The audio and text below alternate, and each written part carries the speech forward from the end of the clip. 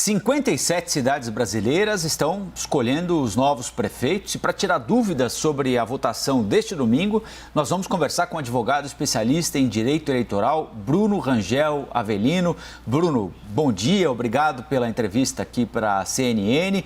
Queria que você dissesse se há alguma diferença nesta fase da eleição, segundo turno, em relação ao primeiro turno.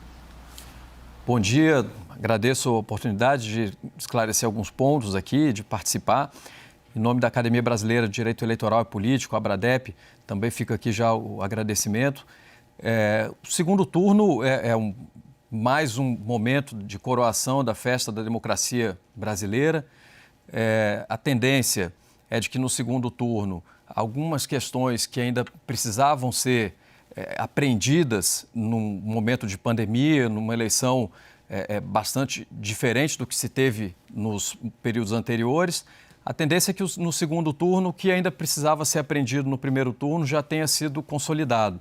Então, a questão da informação dos eleitores sobre os cuidados que se deve tomar no momento de votação, todas aquelas informações quanto ao uso de máscara, distanciamento, para que cada eleitor leve sua caneta, higienize suas mãos, todas essas questões, inclusive do uso de aplicativos disponibilizados pela Justiça Eleitoral, a tendência é que todas essas questões tenham sido bem internalizadas ao longo do primeiro turno e que já agora no segundo turno, mais ainda com um cenário menor, né? São 57 cidades agora, com 57 municípios agora com eleições no segundo turno, um universo menor.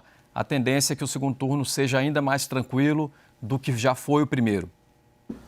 Bruno, Elisa falando com você aqui, muito bom dia mais uma vez, obrigada pela gentileza de conversar conosco.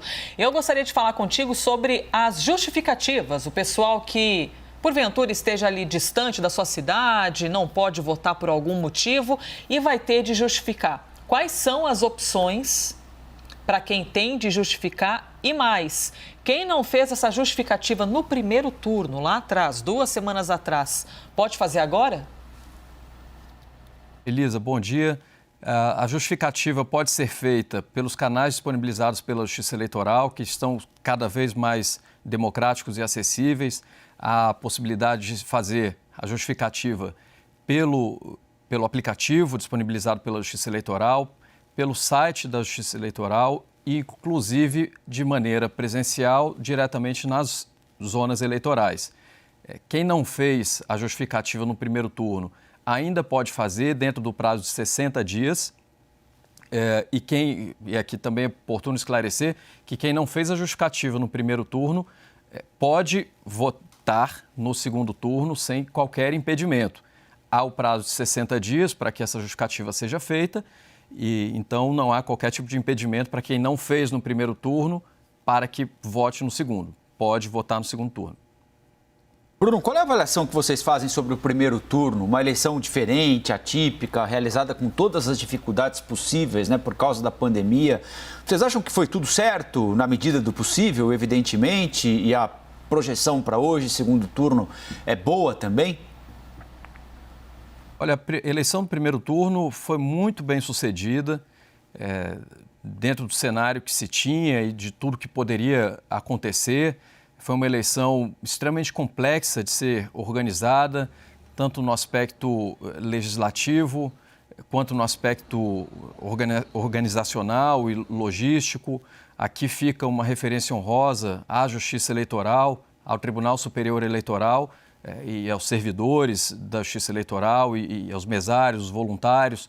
Houve uma mobilização extremamente complexa e muito bem sucedida para a realização do primeiro turno, em um cenário excepcional de pandemia. O que se temia bastante era a questão da abstenção, que dentro desse cenário possível foi uma abstenção ainda menor do que o que se previa.